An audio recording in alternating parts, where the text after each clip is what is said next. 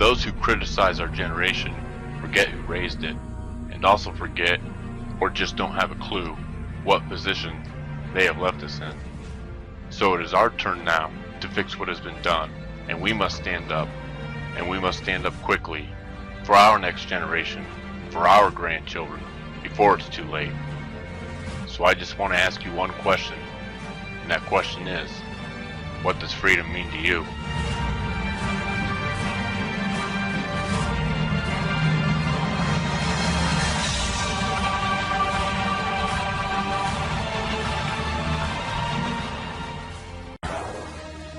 Well, there's new outrage after a former Marine is arrested and involuntarily detained in a psychiatric ward for posting some anti-government messages on Facebook. Several civil rights groups in Virginia are now saying that the police violated the First Amendment rights of this 26-year-old veteran.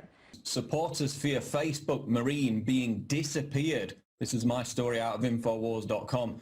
Supporters of Brent Raub, the man kidnapped by police and committed to a mental institution for his political posts on Facebook, fear the former Marine is being disappeared by the authorities after he was forcibly transferred to a psychiatric facility more than 3 hours away from his family and team of legal experts.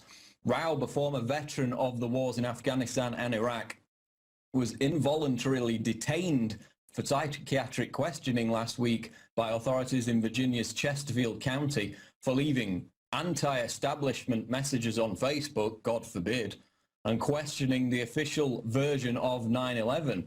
He also referred to corruption within the US government. The FBI claims Raub's posts were terrorist in nature. That's the same FBI as even the New York Times admits is behind all the domestic terror plots, but according to them, leaving messages on Facebook is terrorism. And of course, Raub is being held against his will for a period of at least 30 days. He hasn't been charged with any crime. He's being committed to a mental institution. And basically, you all know the story by now. He was basically kidnapped from his home last week after these Facebook posts that the FBI claims are terrorist in nature. And, you know, were his comments incendiary? Well, some of them, yeah, without a doubt. But, I mean, I've seen much worse on an almost daily basis. I see posts and comments on Facebook that are direct threats to Obama every single day. But this guy's obviously being targeted for a reason. He's a veteran.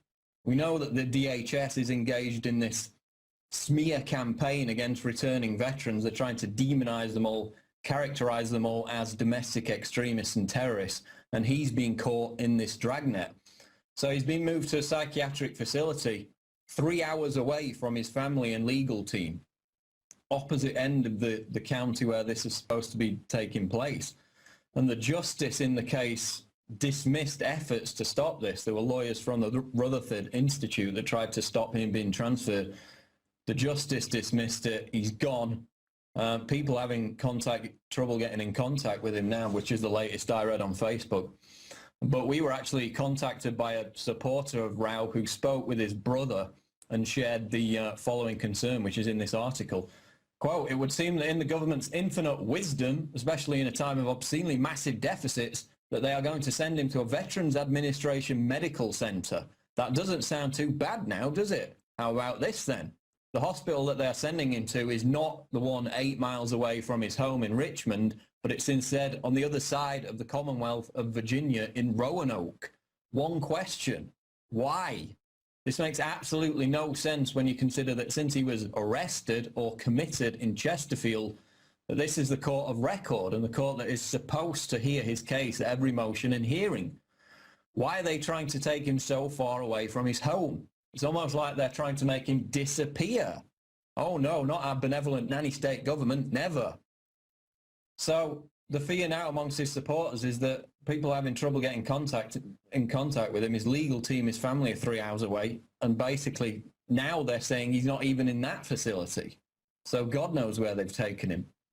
But again, the whole story is about this lurch towards the Sovietization of America because, as we know, historically, of course, under the Soviet system of psychushkas, these political dissidents were labeled mentally ill, they were kidnapped, they were incarcerated in psychiatric prisons, And the primary purpose of why that was done, of course, was one, to isolate dissidents from the other, political activists, but also to denigrate their ideas. It was to communicate with the rest of the population that criticism of the state will not be tolerated, and that it's a mental illness to even suggest that the official story behind everything isn't the case. And this is precisely what's happening to Brendan Raub. But if the reaction I've seen just over the past few days is anything to go by, then the outpouring of support is going to make this blow up in the government's face, just like the arrest of the Hutari militia members, which of course was hailed at the time as a huge coup in the fight against domestic extremism. A few months later, of course, the feds had to skulk off with their tails between their legs because they were all acquitted. They'd committed no crime. There were a few minor firearms offences, but the whole plot to kill police officers and start a domestic revolution, violent revolution, completely collapsed, government egg on its face, and they just keep walking into these same situations again and again. He hasn't committed an act of violence. He hasn't been charged with any crime. Are there lone nutcases out there who might commit violence? Well, undoubtedly. But who's been provocateuring, nurturing every major domestic terror plot in the United States over the last 10 years, as even the New York Times now admits? Well, it's the FBI.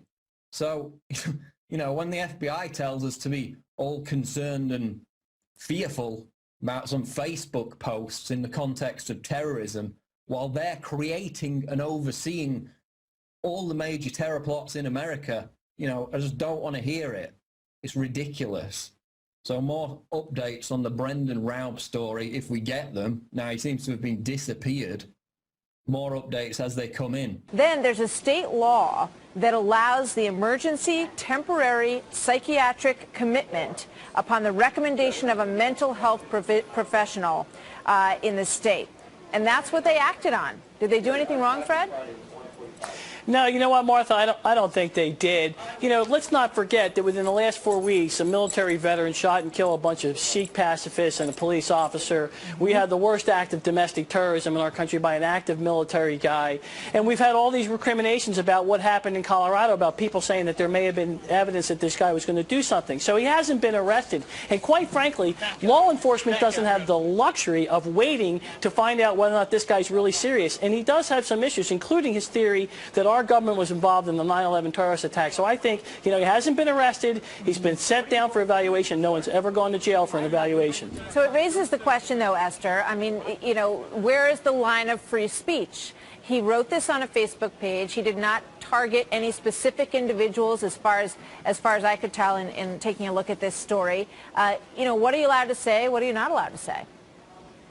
We have entered the era of thought police. If the police can now come in based on what you are expressing, as is your First Amendment right under our Constitution, which, by the way, is something this veteran fought for all of us, then we have now, there is no line between your ability to criticize the government and now going to jail.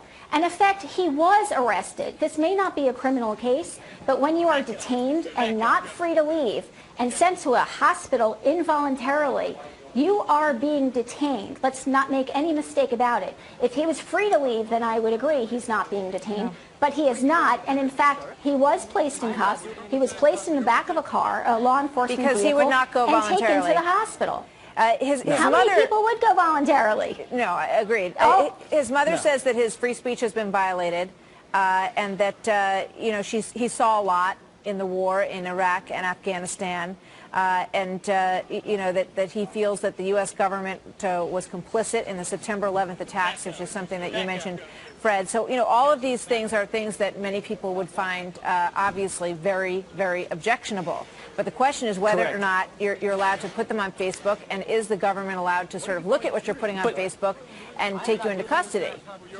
First of all, if it's on Facebook, it's public. Secondly, look, Esther Panitz is a great lady. I know her. She's a phenomenal criminal defense lawyer, and we're lucky to have people like her looking out out for our rights, but there are limits on the First Amendment. Every 8th grader knows you can't yell fire in a crowded movie house. This guy has made comments that make people concerned that he's going to commit tremendous acts of violence, which we've seen far too much of over the last 24 months. So guess what? Unless somebody can guarantee me that this guy's not going to go out and chop somebody's head off, law enforcement acted reasonably and acted in the only way they could under the circumstances.